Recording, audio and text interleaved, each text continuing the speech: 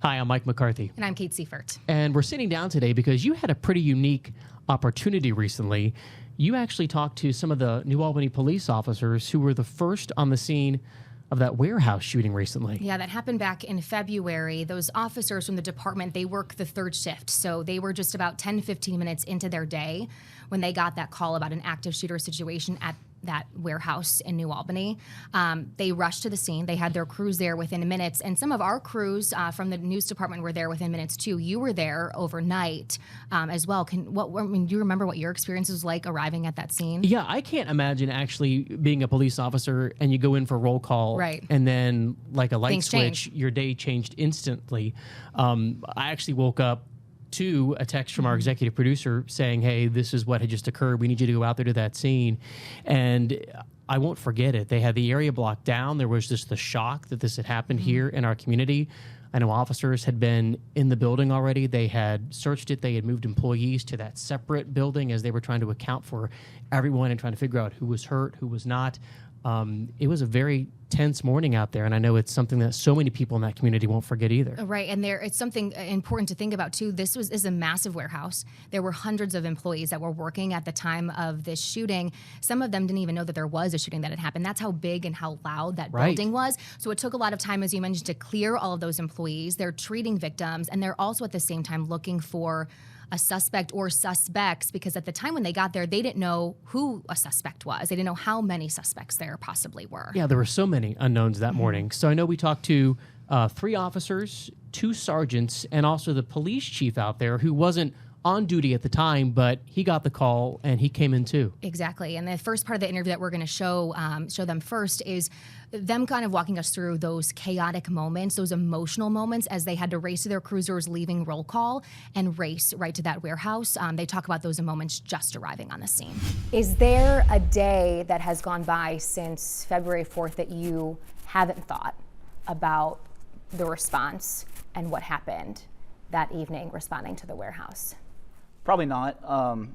At least each day it's less and less. Sometimes if I see something on TV or just driving by, it pops in my head. I'm like, oh, that was weird. But it hasn't been overbearing, so not too much, I would say. How do you deal with maybe the emotions that come, and maybe they slowly go away with time, but, you know, how do you deal with, maybe Kevin, you can answer this question, you know, the things that you think about constantly when you're in this type of job, in this type of role, after going through a situation like that? I mean, that's something that I'm sure you'll carry with you the rest of your career. I think talking through it with everybody here, every once in a while we'll bring something up to help us all. It's not the easiest thing that we had to go through. In the beginning, I agree with Drew. Time makes it better, makes it kind of a little easier for us, but it's still tough. Ian, how long have you been on the force here in New Albany? Here 9+ years. Okay. So, yeah. Okay. Have you ever gone through a situation like you went through in February? No, I think this is the situation that no officer wants to do, but we know it's a reality. And in the moment, you don't wholly understand what's happening just because training kicks in and you're just so quickly adapting and always, you know, going from this scene to this scene or whatever it may be. So that part is good, but it's the aftermath where you just decompress and you kind of like, oh wow, that really just happened. Yeah. Watching all of the body camera, I mean, there's 40 plus, I mean, you guys know, hours and hours of body camera from everybody that was at the scene, plus all the other agencies that were here. You know, one thing that I noticed was how quickly it went from, you know, being in roll call, I'm assuming that's what you guys were doing in that like conference room type of setting, to running to your car without even thinking of it. You know, Sarah, a lot of the body camera I watched was of yours, you know, running out to the car. You know, you can hear that you're breathing heavy, but there's like that focus of, you know, get to the scene. What were the emotions going through your mind as you found out, you know, this is what's going on and I have to respond? Right. It's kind of muscle memory with our training and our prior experience. We get the call, we only have so much information. It's very minimal information that we get from dispatch. So we're going out there a little bit blind.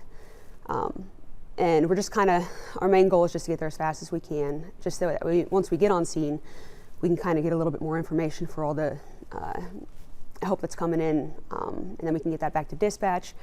We didn't know who it was, and then once you get on scene, I mean, it was kind of chaotic because a lot of people didn't speak English. There was a heavy language barrier, which was tough, and a lot of people didn't even know there was a shooting once we arrived on scene. So, but yeah, I think our main focus was muscle memory, just getting out there as fast as we can.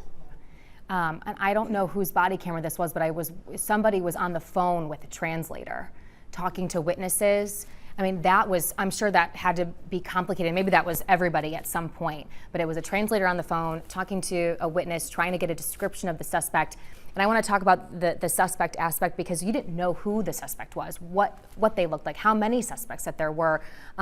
Chris, going to a scene where you really know nothing, I'm sure that's scary for you because you don't really know what you're going to run into, but then thinking about the hundreds and hundreds of people who were also there at the scene too, not knowing who knows what and who could be dangerous and who is, a victim or just, someone working.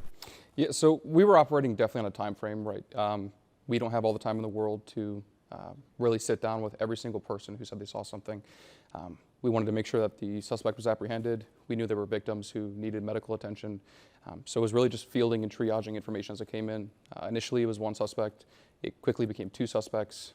One said he ran this direction. Maybe there was a car involved. So it was really just communicating to each other what we were learning in real time, communicating to dispatch so they could relay that information to the other agencies, just to better prepare ourselves for the situation at hand. There's a lot of emotions that you might feel or might not feel at all. Chief, you were not at the department when the call came in, correct? Correct, yes. So what was it like when you got notified, and how quickly were you notified? And I mean, I'm sure you were on scene pretty quickly, but when you hear that your men and women were responding to something like this, something that's very not normal for your department, for the city of New Albany, what was that like for you?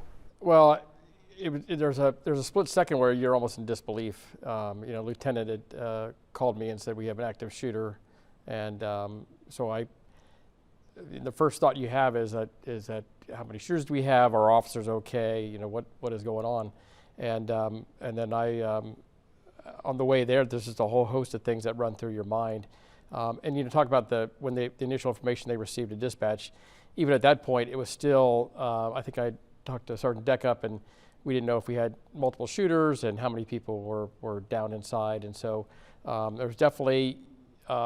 When you see these stories after the fact and the story runs, all the facts are generally known.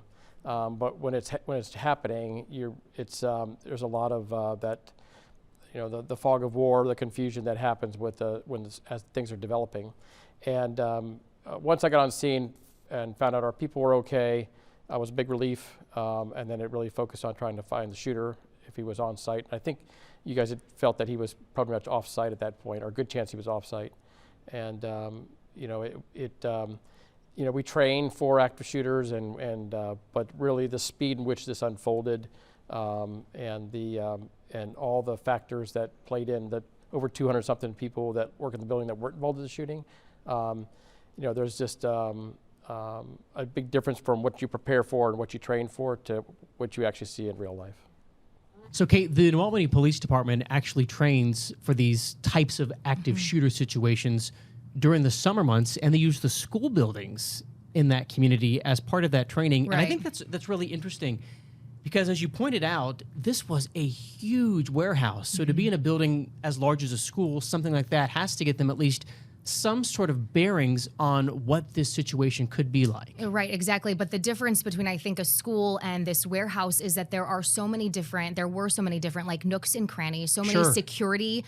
They had to badge into every single room, every single part of this building. And it was really, really loud because it's a warehouse. It's a factory that they're creating and making things.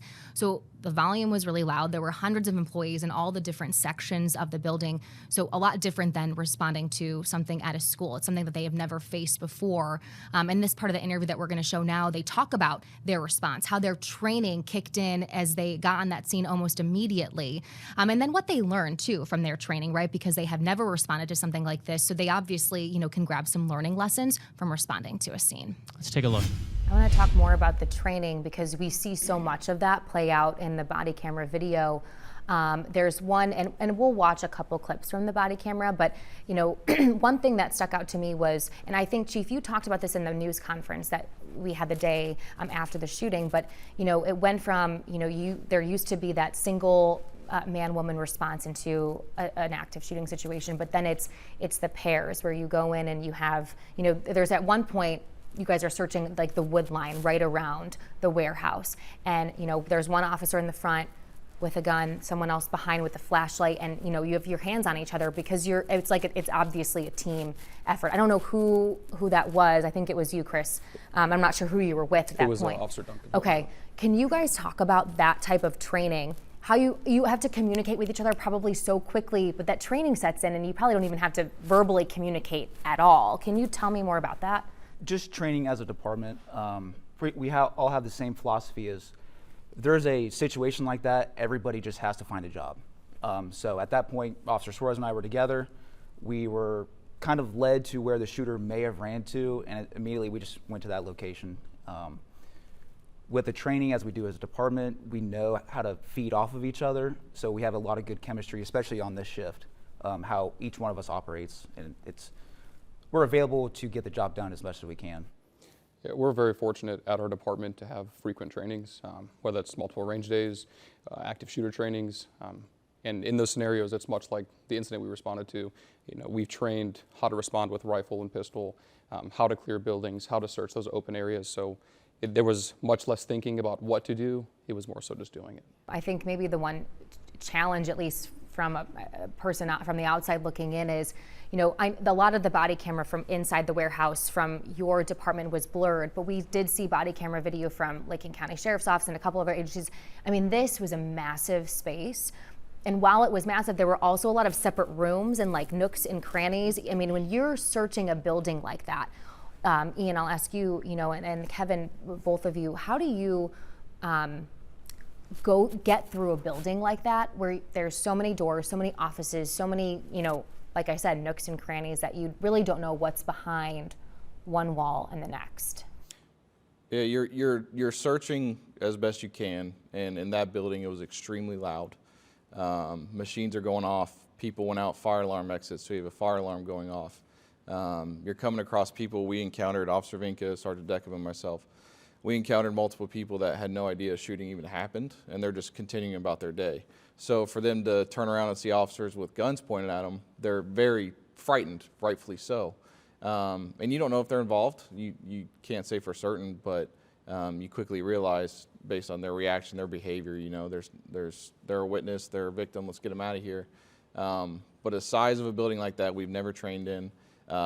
The audible alarms, the amount of people, you can only simulate a training so much until it's the real thing.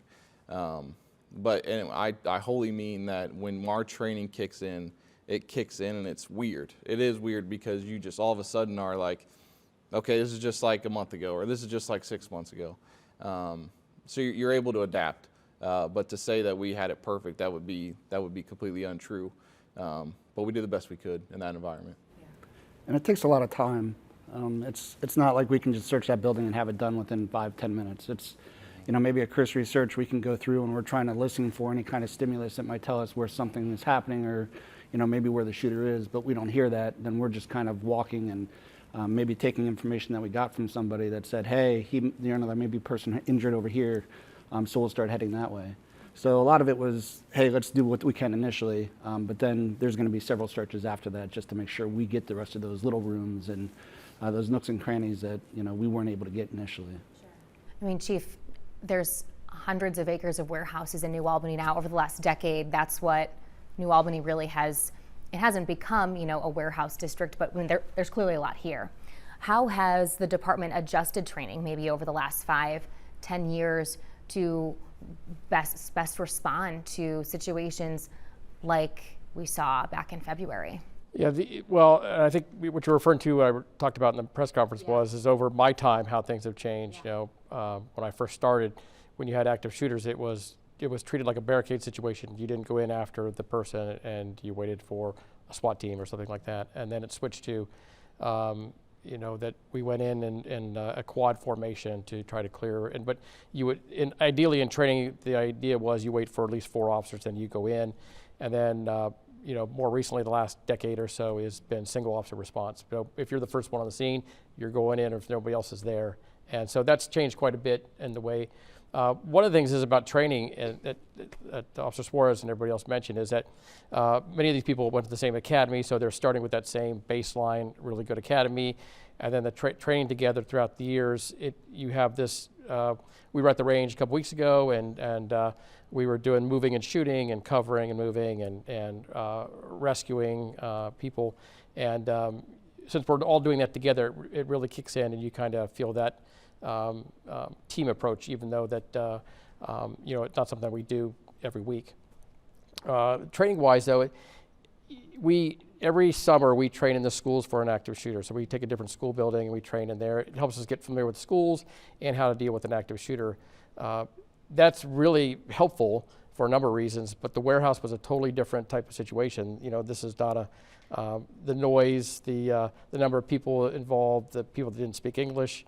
It really was a challenge, and for us, I think it showed that that baseline is there. We have very good people, we have good training, and so that really kicked in for adapting to the situation. But I think moving forward, it lets us know, hey, this is how we need to change our training. This is maybe additional equipment that we need, and this is additional considerations that we need to take into account. So this has definitely been an event in our department's history. As you said, we haven't had this before. That will be very impactful on how we move forward. While you're trying to figure out possibly where a suspect is, and you're dealing with a lot of people who didn't even know that there was a shooting that had even happened, you're also running into victims, people who were injured in one way or another, or who maybe are panicked. Sarah, you ran into it seemed like maybe one of your assignments was helping a couple different gunshot wound victims outside of the building. You're very calm in those situations, but also that you can still tell there's urgency. How do you communicate and deal with victims in that type of situation? I think keeping a calm presence. You're almost in that autopilot from training that you go out there. I was bringing 2 guys out of the building, and when you open the door, you find 2 victims, and then there's about 30 people to the right of you, and we still don't know who the shooter is. And I think it was just one task at a time. I started treating the victims and getting the squads where they needed to be, and Sergeant Deckup helped with that, and he ended up bringing them over. But I think keeping that calm presence and continuing to talk to them and letting them know help is coming is super important. And then a lot of those victims were asking to go back inside to get their things, and you have to just let them know you can't, but then you have that language barrier, and it's just keeping everybody kind of at ease, and it's not always easy, but I think keeping that calm presence helps a lot. I think it maybe was Chief that mentioned, or somebody mentioned, everybody has their own assignment.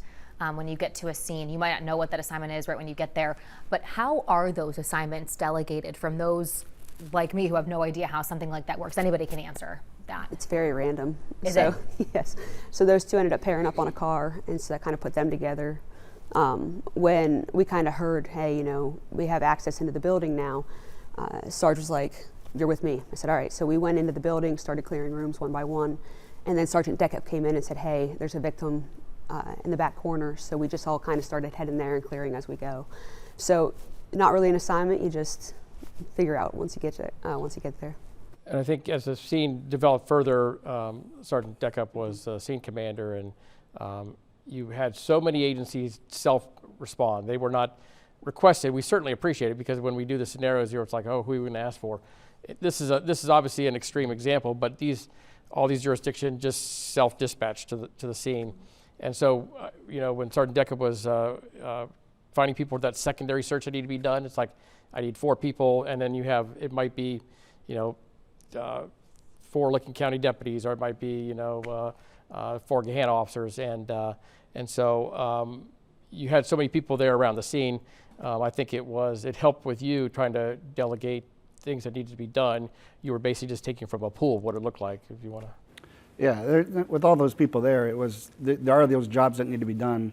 when I went in initially, it was, hey, let's find the shooter, take care of the victims. But that's, I knew a command post had to be set up, and we had to get some of those other, departments' information, and have them come in with a job to do. So, setting up the perimeters and making sure that we have the secondary searches or somebody to go over with, the 30 people that were in front, the 20 people that were on the side of the building, and people everywhere, a lot of things going on, still not knowing much about the suspect and how to get him. There's a lot of things to coordinate, but I think it all comes together with everybody's help. I mean, it was, other lieutenants from the departments and sergeants and the officer responses that came and said, hey, what can we do to help? I mean, that's a tremendous thing for us. For, one person as myself trying to take care of a lot of it, and then trying to, delegate some of it to, to chief or to the other sergeants that are there saying, hey, help out with this if you can. And we all did a spectacular job getting the job done and doing what we needed to do. For such a long period, like we had mentioned, there was really no word on who that suspect was, where they were. How do you manage, and Drew, I'll ask you this question, how does your response change when you don't know where a suspect is at that point? Is there one suspect? Are there multiple suspects? How does that change how you are acting on a scene?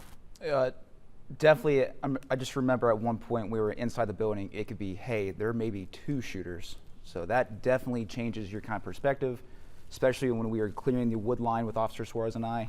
I was relaying information to the other agencies. I believe Pataskala Police Department also got there. I was like, hey, I don't have a lot to tell you. It could be 1, it could be 2. The description of the shooter was this. We're kind of getting some conflicting information from other workers. And then I believe pretty quickly we found a group of employees who were like, hey, I think he ran that way. So we went there and then eventually got inside, and just with the massive scale of the building, he can be hiding anywhere. There could be 2 people hiding anywhere, so it definitely grows more violent, I feel like, as you were searching. Yeah. Chris, do you remember the moment when, and anybody can speak up if you don't know the answer, but was there a moment where you knew for sure, okay, suspect is not here anymore?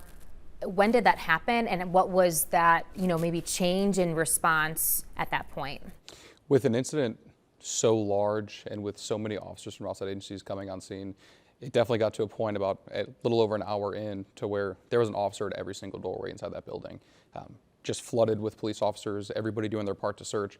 And at that point, I think everybody was pretty confident, hey, if he was here, we would have found it by now.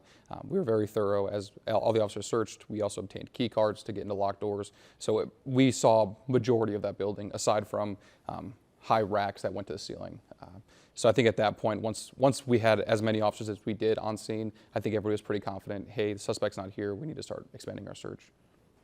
I think, and then as time went on, we had, I think you had a witness that had a picture of him.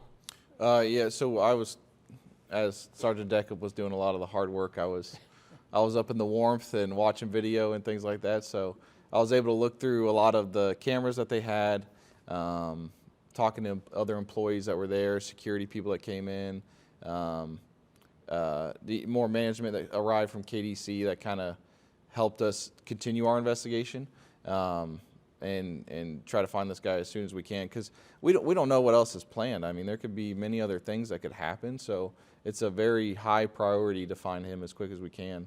So once we saw a vehicle leave, we were pretty confident that he was inside of it, and that was the only shooter. So the investigation just kind of took off from there. Do you ever, in those moments, and I'm assuming that the answer is probably going to be no, because you're so honed in on your training and what you need to do. But are there ever any moments of sadness or fear or that you go through when you're in a situation like that, Sarah?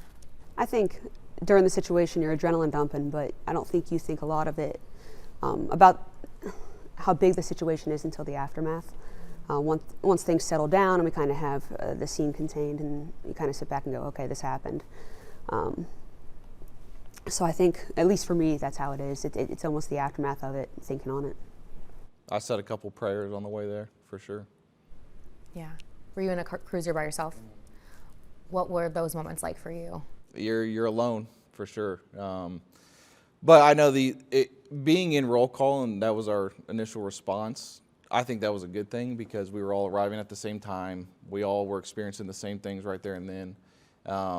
But there's times when you're in a car and you can get pretty lonely, but definitely saying a couple prayers and, praying for everybody that's there. Not just us, but the victims and everybody that's involved, so, yeah.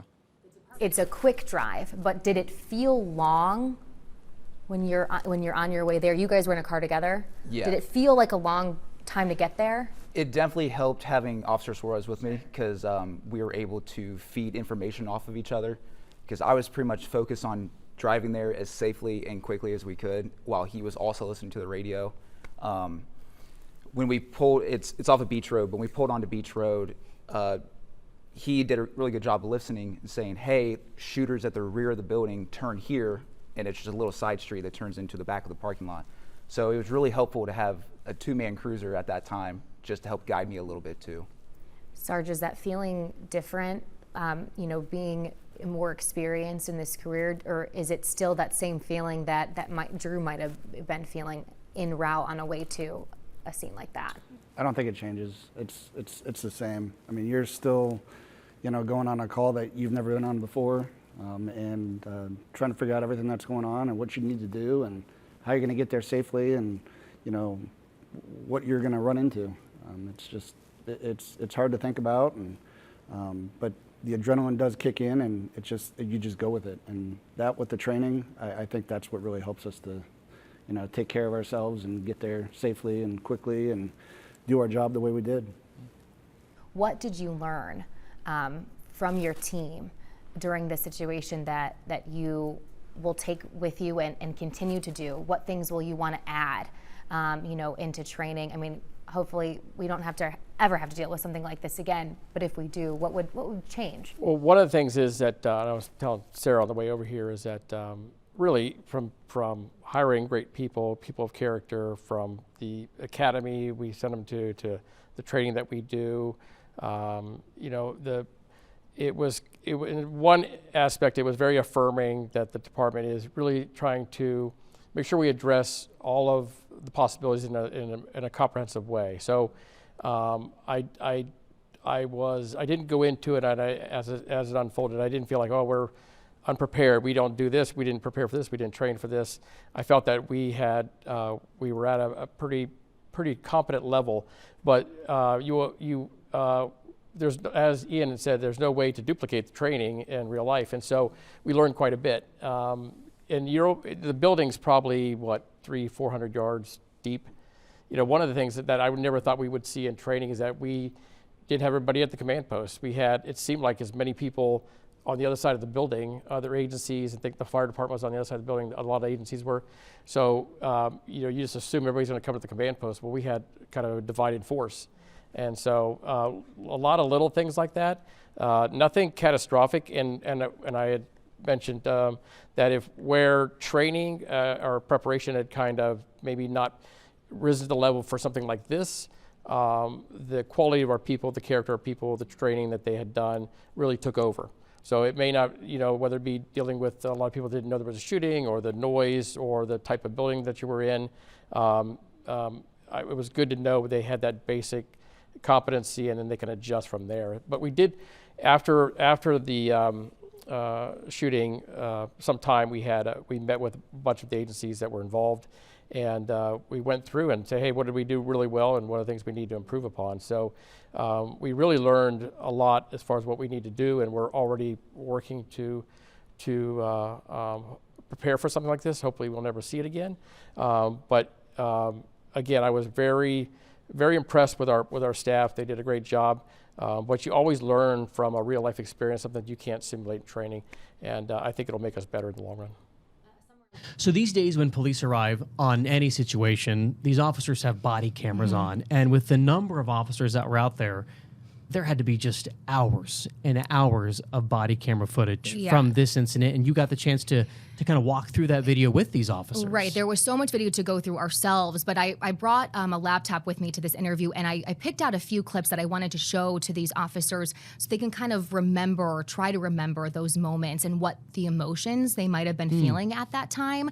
And we started with that moment in roll call when they were just, getting together, saying hi to each other, gathering gathering their gear for the day and then getting that call. So we start there and then we go through some of the other moments as they respond to the scene. Take a look. You can see that you're chatting, and it's like, you know, it looks like it's just like a normal conversation. And then it goes from that to you can tell your expression has changed. Obviously we can't hear at that moment what the conversation is, but do you remember what were you told? What was that very first thing that came maybe across the radio or communication in that roll call room? I could be wrong, but what I remember them saying was active shooter out at KDC, and I think it just threw all of us off. We kind of all just froze, looked at each other, and then just took off. You kind of went in almost game mode. You're like, all right, we got to get there. But I think it was shock because, you know, beginning of your shift, you're expecting maybe an alarm drop or something. But Barking dog. or yeah, animal complaint. But I think when that went off, we were like, oh man. And then I know when we kind of talked about this, I did with the sergeants afterwards. You know, when we came across the first victim, we're like, okay, this is real. You know, we know it's real, but like, I think that kind of set in a little bit for us, saying, oh crap, okay. And then whenever I exited out the door, then I was like, oh, there's more. And then it became real. Yeah. How do you keep your maybe like jitters or emotions in check when you're moving that fast? Are you even thinking about it? I don't think I am, no. Yeah. I think I'm just doing it. It's just the training. It's just, because even in active shooter stuff, we'll respond in a cruiser, we'll practice deploying your rifle, practice deploying this or whatever. And it's just really muscle memory, and it's, like I said, it's a weird thing, and I think everybody can attest to it, but it just happens. It just happens. Is it hard? I know that Josh showed you some of the clips of the body camera. Aside from that and this, have you watched any of it or wanted to look back at any of it, and why or why not? I think initially I did. I just wanted to see how I responded, what I did, and see some of the things that maybe I missed, because you don't remember everything as you're going into it. You remember bits and pieces, and you know, when we do our reports up too, we want to make sure that we get them right and have that information correct. So it's going through it that way and seeing some of the stuff I saw afterwards. I'm like, oh, I don't remember doing that. But it was the training that kicked in that caused that. So it wasn't necessarily I meant to do it because I was thinking about it at the moment. It was I just did it. I just got there. I walked in, and this, you know, was the stimulus I was getting, and I went to do the next thing. Let's go. I know. We just can't let you back inside until we clear. I know. He says he's scared. He's worked here for 30 years. I've been working here almost throughout 13 years, but this first time. It is. Yeah. This is my first time in my life. It's scary. I know. For people who aren't necessarily shooting victims but are expressing that, you know, you have to be human while you're also responding. How do you keep a balance of keeping that, like, you know, that strictness, but also that human aspect? And Sarah, I'll start with you, then we can kind of get to whoever. I think it's just keeping calm and keeping them calm. And he was worked up. I remember him, and he just was like, I can't believe this happened. I didn't expect this to happen here. And I'm just like, I know, you know, but we're going to get you to safety. We're going to take you step by step, kind of point you in the right direction. And we just need you to stay calm and just trust us, pretty much. And everybody was awesome. I mean, they all stayed pretty calm and listened really well. And we kind of went around the side of the building, and I let them sit in their cars so they could stay warm. But like, once again, we had to keep everybody in the parking lot because we still had to question everybody. So I think, you know, I don't think you think much when you're doing it. You kind of switch into different modes throughout the whole thing, and you don't really realize it. Where I'm sure everything kind of, you know, blended together throughout the evening. Were there any moments that stuck out to you that you, like, just specific, maybe it's like a 5-minute period of time that sticks out and you will replay that over and over of maybe an interaction or communication that you had with somebody on scene? Was there anything like that for you? I remember very distinctly when we were driving on to the location. Officer Duncan was driving, and I remember Officer Duncan saying, "Don't let us get ambushed." And I think that was a moment for me in my head where it got real serious. And you know, you always hope that the call isn't what it came out as, that maybe it's a misunderstanding. But at that point, I think it got very real for me. When you said, do you remember saying that? Yeah. Why did you say that, and what were your emotions when you said that? So at that time, I believe only had one phone call about this that our dispatch center only had. So if you're familiar with swatting, it's a very big thing where people call in, and suicide by cop is a big thing as well.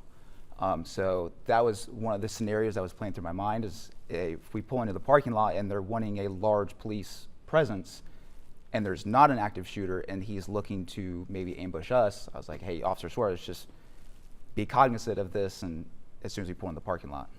Yeah.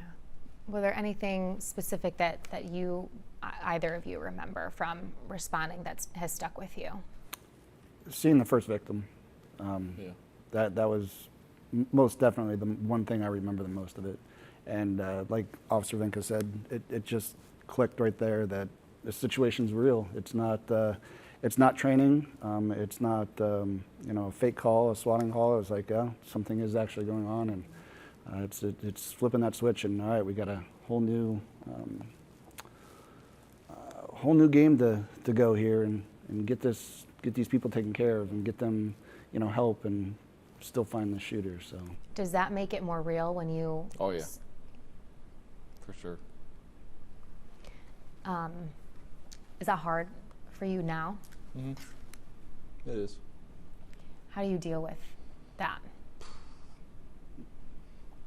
Talk about it. That's what I do. Yeah. I mean, it's the best way for me to just make sure it's you're gonna see it. You're gonna see it in this job. You just don't want to see it, and when you do, if you keep it in, I think it makes it worse for you. So being able to talk to others about it just gets it out and makes you deal with it better. Be the best way to put it. Yeah.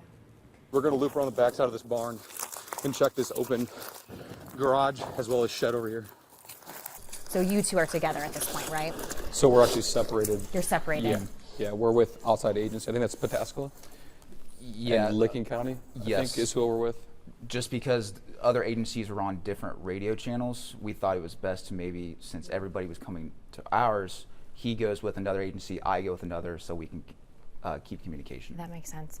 When you had said we're going to go search this barn, search this open area, at that point too, I mean, just like when there were folks searching inside the warehouse, I mean, you had no idea what you were going to run into. What type of, and I know that you were with the folks in the different agencies, but what type of way are you approaching a building like that to make sure that you are keeping yourself safe and alive too? I think it's much like they approached the building that they entered into.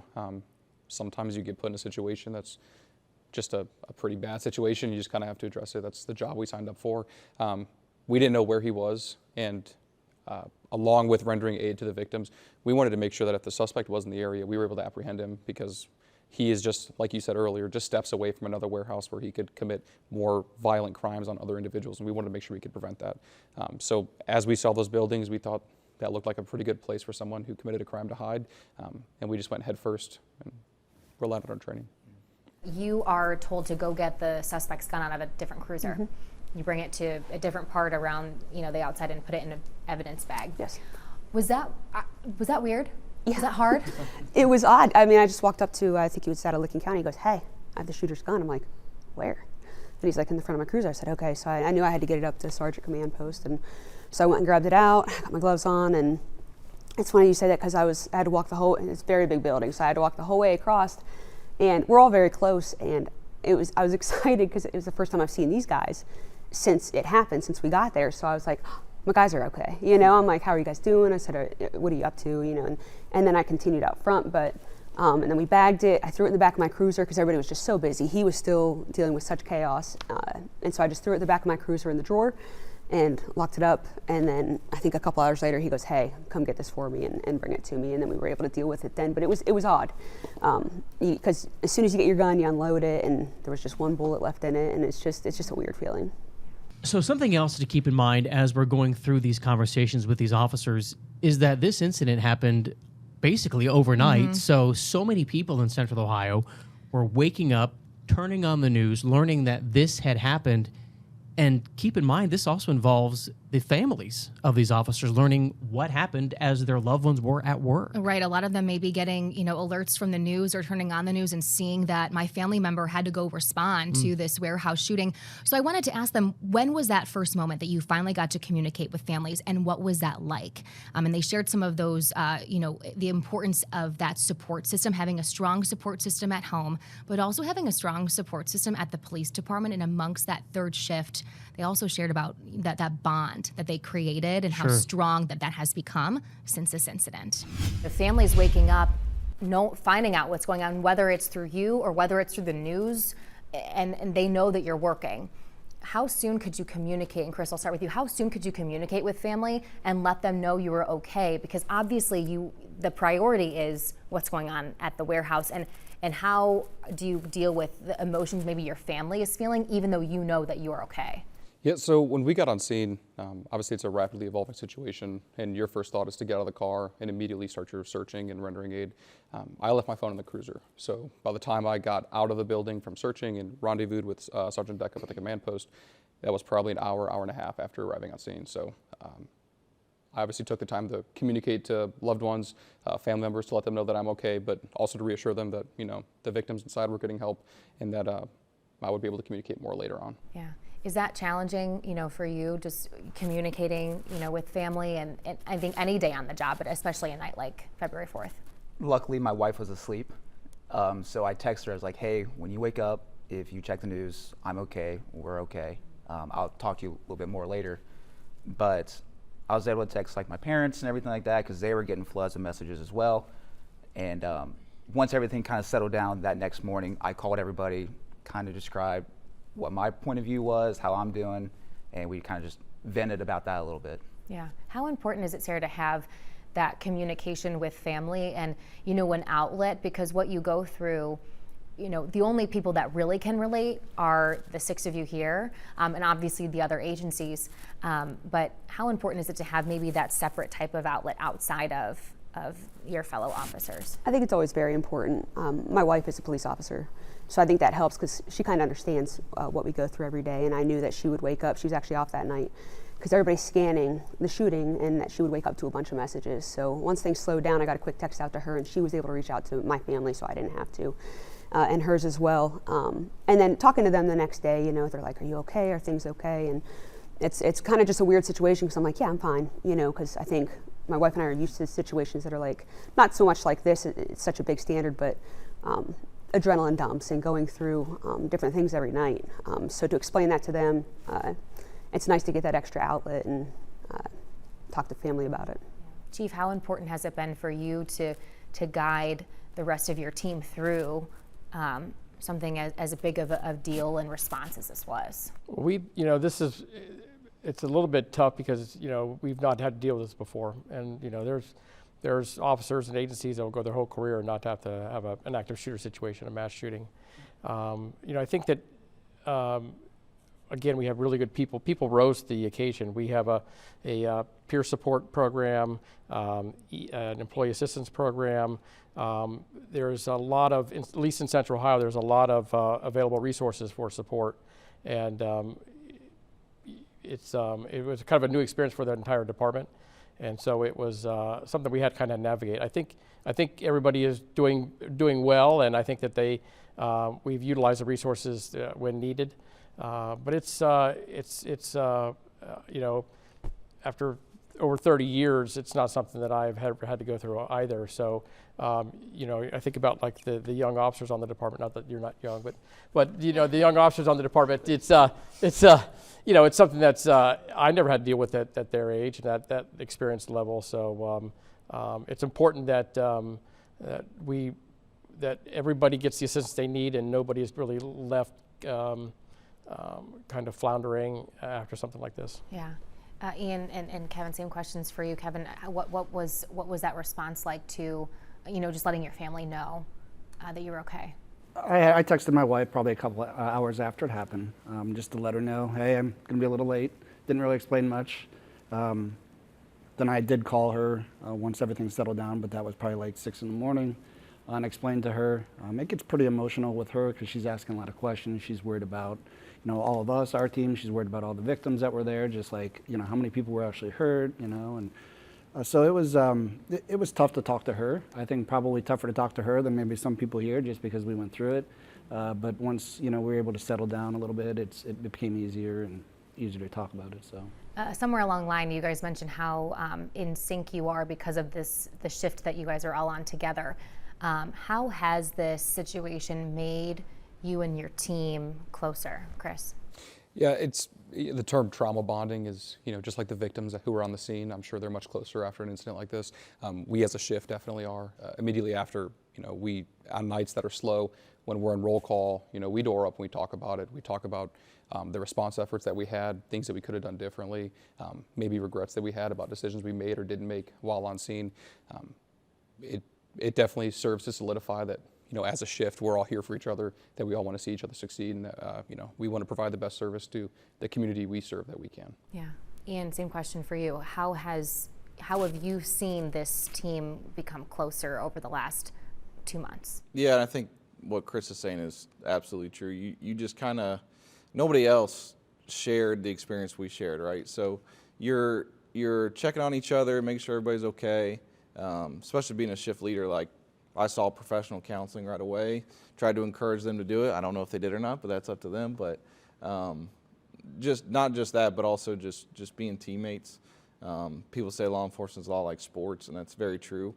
We didn't hit a grand slam, but I think we did the best we could. And we definitely are there for each other, and phone calls happen. Our phones are always on. And Sergeant Deckman and I, just being, the shift leaders, we want to make sure that they're good.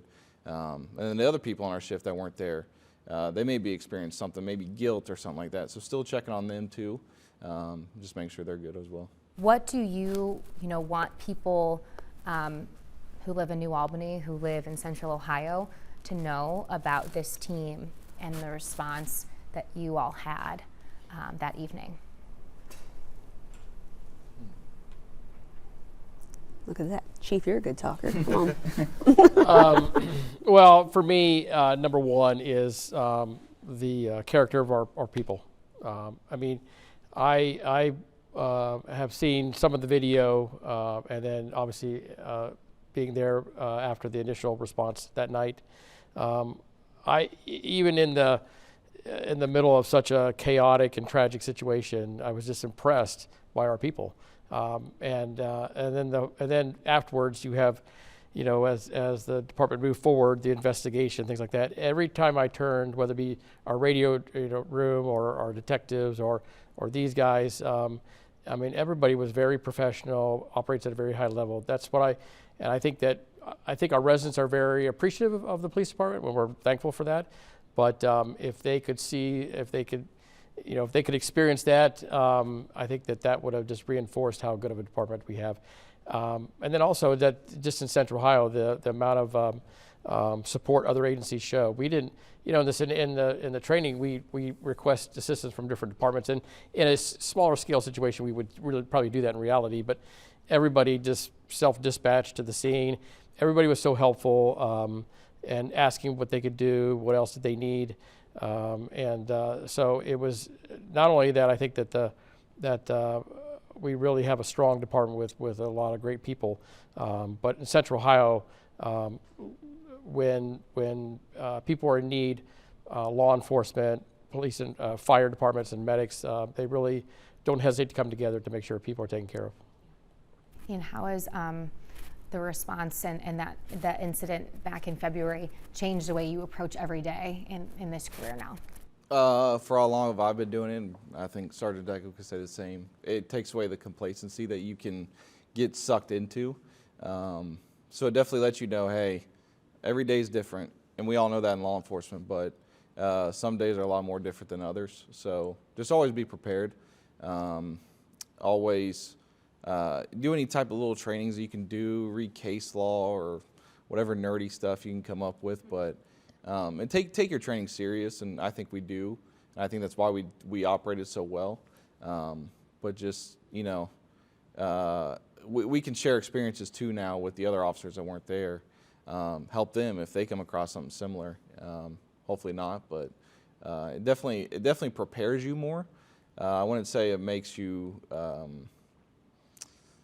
stale to it at all, but it prepares you more, helps you not be so complacent, and be a better, well-rounded officer, I think, for sure. We talked about the response, and everybody kind of, you fall back to your training. But in the midst of that, 2 people lost their lives, and the other shooting victims are, we'll never forget this. It's just a it's such a tragedy. You know, one of the spouses of one of the victims that didn't make it showed up on the scene. And so it just kind of really kind of drives home, hey, that this, as you talked about, a little bit of complacency is that, you know, I was, at a time of need, I was really impressed that our people were there for the victims, were there for the family. You know, we had family back at the station, and all of our staff did a great job of making sure they tried to take care of the victims.